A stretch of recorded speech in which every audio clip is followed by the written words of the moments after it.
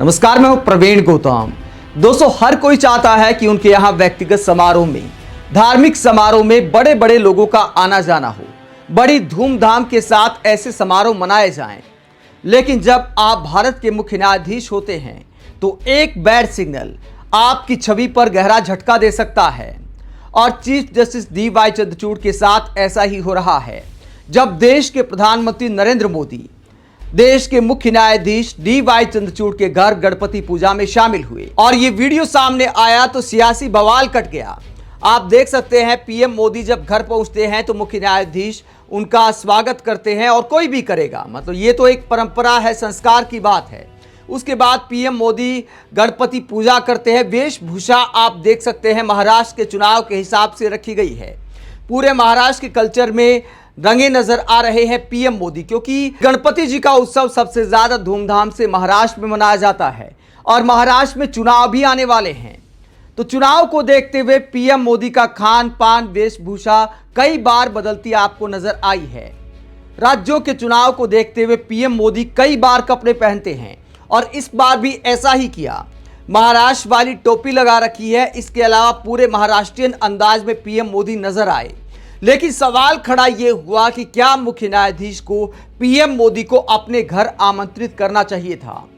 राजनेताओं के रिएक्शन आगे दिखाएंगे। पहले आपको वरिष्ठ वकील प्रशांत भूषण का रिएक्शन दिखाते हैं, जिन्होंने इस मुलाकात पर सवाल उठाया है।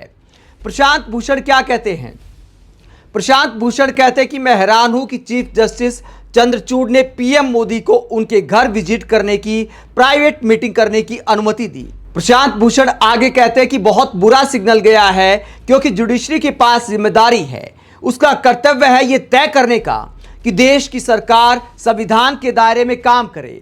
आगे प्रशांत भूषण कहते हैं, इसीलिए माना जाता है कि कार्यपालिका और न्यायपालिका के बीच 2 हाथ की दूरी कायम रहे।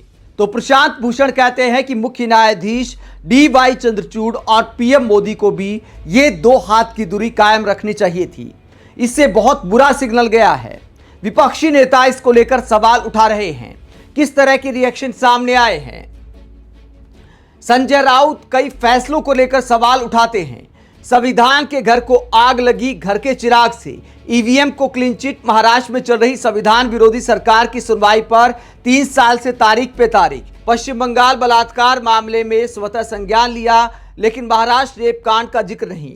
दिल्ली में मुख्यमंत्री केजरीवाल की बेल पर तारीख पे तारीख। ये सब क्यों हो रहा है? क्रोनोलॉजी समझ लीजिए, भारत माता की जय। तो संजय राउत कटाक्ष करते हैं और क्रोनोलॉजी समझाते हैं। एक तरह से चीफ जस्टिस पर सवाल उठा रहे हैं। दोस्तों, मेरा ये मानना है कि अब तक चीफ जस्टिस डी.वाई. चंद्रचूड़ ने कई ऐसे बड़े फैसले दिए हैं जो देश की सरकार को पसंद नहीं आए। यहां तक कि पीएम मोदी ने भी एक बार कटाक्ष करते हुए कहा था कि वर्तमान दौर में अगर सुदामा चावल लेकर भी आ जाए तो देश का सुप्रीम कोर्ट बोल सकता है कि इसकी जांच की जाए, ये भ्रष्टाचार का मामला हो सकता है।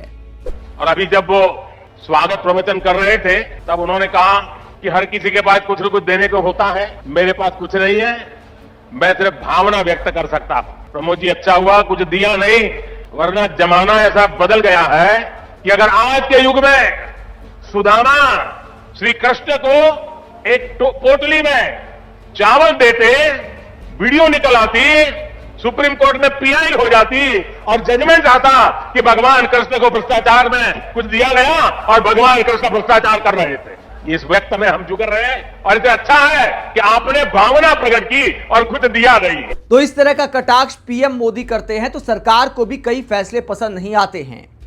ऐसे में इस मुलाकात को लेकर अभी से आप चीफ जस्टिस पर सवाल नहीं उठा सकते। फैसलों को लेकर कम से कम सवाल नहीं उठाया जा सकता। देश की न्यायपालिका, सुप्रीम कोर्ट विपक्ष या सत्ता पक्ष को खुश करने के लिए नहीं होता है।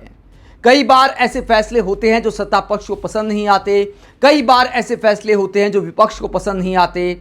और चीफ जस्टिस चंद्रचूड़ के साथ दुर्भाग्य ये है कि जब उनका कोई फैसला पसंद नहीं आता तो उसके बाद दोनों तरफ से ट्रोलिंग की जाती है।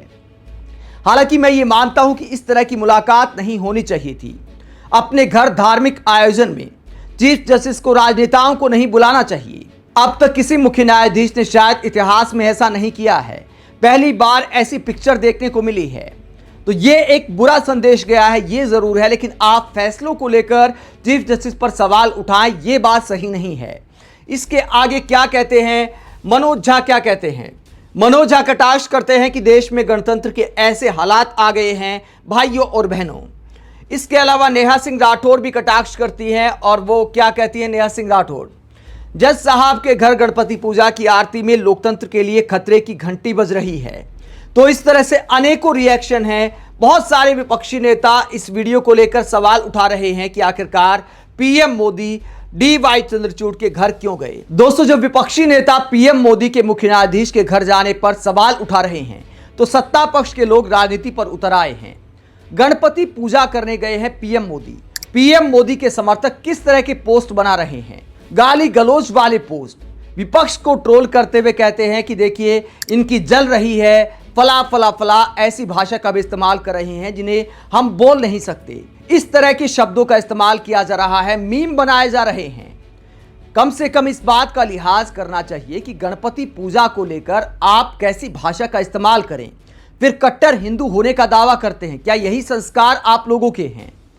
आप लोग अपनी बात रख सकते हैं कि इस तरह सवाल उठाना गलत है, लेकिन कम से कम भाषा तो मर्यादा वाली होनी चाहिए। लेकिन ट्रोल आर्मी की शायद यही संस्कार हैं। वहीं स्मृति ईरानी सहित बीजेपी के तमाम नेता इस वीडियो को शेयर कर रहे हैं। खुद पीएम मोदी ने भी शेयर किया और कहा कि गणपति पूजा में शामिल होने का सौभाग्य प्राप्त हुआ मुख्य न्यायाधीश के घर। दोस्तों, बीजेपी इस वीडियो को ज्यादा प्रचारित इसलिए कर रही है क्योंकि इसको लेकर उन्हें पता है कि क्या रिएक्शन आना है और वैसा ही हो रहा है। अब महाराष्ट्र के चुनाव में क्या हो सकता है? हो सकता है पीएम मोदी और बीजेपी के नेता कहें ये देखिए इतना ये लोग धर्म का अपमान करते हैं कि मैं गणपति पूजा में गया मुख्य न्यायाधीश के घर, उसको भी विपक्षी नेताओं ने मुद्दा बना दिया।